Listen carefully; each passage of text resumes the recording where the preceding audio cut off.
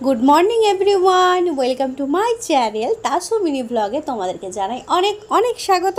তো আজকে আবার একটা নতুন ভিডিও নিয়ে আমি কিন্তু হাজির হয়ে গেছি। আজকের ভিডিওটা বেশ মজাদার হতে চলেছে, কারণ ব্রেকফাস্টে হচ্ছে আজকে আমার ফেভারিট জিনিস আছে, সে কারণে অনেক মজাদার হতে চলেছে। আর আজকে আমি শেয়ার করতে চলেছি আমাদের মিনি গার্ডেনে কী কী গাছ আছে, কী গাছ থেকে কী সবজি হলো, সব কিছু আজকে তোমাদের সঙ্গে আমি শেয়ার করব। তো দেখো, সকাল সকাল ঘুম থেকে উঠে পড়েছি, সোনা পাখির খাবারটা রেডি করে নিয়েছি, আর এদিকে হচ্ছে আমার ডেলি রুটিনে যেটা থাকে আর কি সেটাই আমি করে নিয়েছি। তো সকালের খাওয়া দাওয়াটা হালকা করে একটু কমপ্লিট করে নেওয়া যাক। সোনা পাখি তো বড় বড় হাই উঠছে, এখনও ঘুম ভাঙছে না। তো আজকে আমি করে ফেলেছি স্পেশালি ঘুগনি বানিয়ে ফেলেছি। আমার বেশ ভালো লাগে সকাল সকাল ব্রেকফাস্টে ঘুগনি খেতে। তো আজকে একটা ঘুগনি বানাতে একটা মজার কাহিনী হয়েছে, সেটা হচ্ছে কি আমি ঘুগনিটা সিদ্ধ করতে বসিয়ে দিয়ে না আমি অন্যান্য কাজ করছিলাম। আমি একটু মিনি গার্ডেনে গেছিলাম, কী সবজি হয়েছে দেখছিলাম। এসব দেখতে গিয়ে একটু ওভারকুক হয়ে গেছে আজকে মটরটা। তো কোনো ব্যাপার না, বেশ একটু নরম হয়ে গেছে, খেতে বেশ ভালোই লেগেছে। কিন্তু মটর একটু বেশি সিদ্ধ হয়ে গেলে না অতটা টেস্টি লাগে না ঘুগনিটা। তো আর কি করা যাবে। তার পাশাপাশি আজকে আমি যেটা করেছি দেখো, ঘুগনির জন্য আমি এখানে শসা কেটেছি। দেখো, এরকম আজব শসা মনে হয় না আমি ছাড়া আর কেউ কাটে, অতিরিক্ত বড় বড় আর মোটা মোটা। তার কারণ হচ্ছে আমি একদম সরু সরু করে শসা কাটতে পারি না।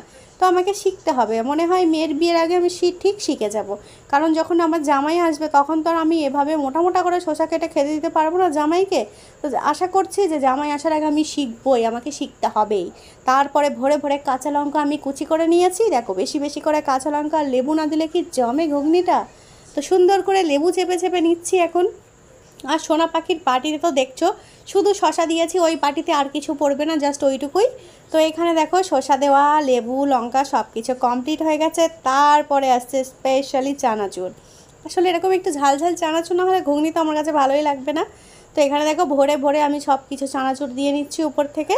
তো তারপরে আর দেরি না করে একদম ইয়ামি ইয়ামি করে খাওয়াটা শুরু করে দেওয়া যায়। আর সোনা পাখি তো চিংড়ি মাছের মতো করছে, আমাকে কিন্তু চানাচুর তুমি দেবে না মাম্মা, আমাকে কিন্তু লেবু দেবে না মাম্মা, আমাকে কিন্তু শসা দেবে না মাম্মা। বাবা, আমি বলছি খাওয়ার দরকারই নেই কিছু, যতক্ষণ আমি দিতে পারবো না তাহলে খেয়ে কি দরকার, খেতে হবে না।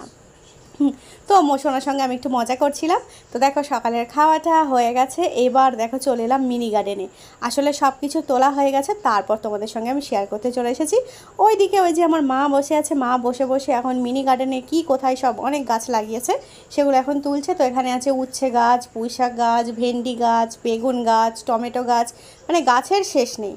তো এইখানে দেখো দু প্রকার শাক হয়েছে, সেটা মা তুলে দিয়েছে।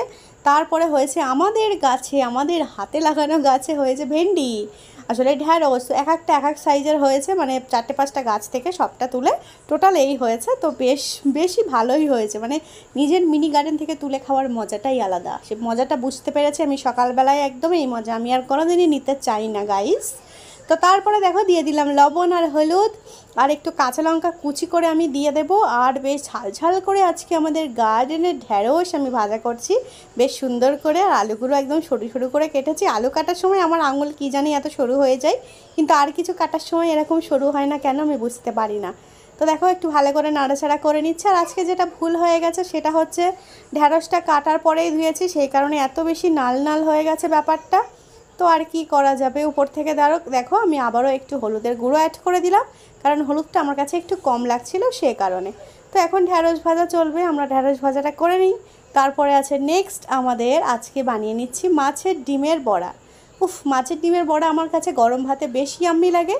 তো আমার তো মনে হয় অনেক অনেক বাঙালি আছে যারা মাছের ডিমের বড়া খেতে বেশ ভালোবাসে। তো শুধু শুধু আমি তো কী করি, মানে ভাজা কমপ্লিট হয়ে যাওয়ার পরেই বাটি থেকে একটা দুটো গায়েব হয়েই যায়। তো এটা কমন ব্যাপার, টেস্ট লাগে অনেক বেশি। তার পাশাপাশি আজকে করে নেবো একটু ঝাল ঝাল করে। দেখো শুকনো লঙ্কা বেশ ভালো করে পেস্ট করে নিয়েছি সমস্ত মশলা দিয়ে। আজকে একদম কষিয়ে কষিয়ে বানিয়ে ফেলবো একদম মাছের ঝোল, ঢ্যাঁড়স আলু ভাজা, তার সঙ্গে মাছের ডিমের বড়া। দুপুরটা একদম জমজমাট আজকের ব্যাপারটা। তো আজকের ভিডিওটা পুরোপুরি দেখতে হলে তোমাদেরকে আবার পার্ট 2 দেখতে হবে, কারণ আজকের ভিডিওটা আমি এখানেই বিদায় নিচ্ছি। পার্ট 2-এ থাকবে সমস্ত কিছু। তো চলো আজকের মতো এখানেই বিদায় নিচ্ছি, একদম মাছটা কষাতে কষাতে। দেখা হচ্ছে নেক্সট পার্টে। বাই।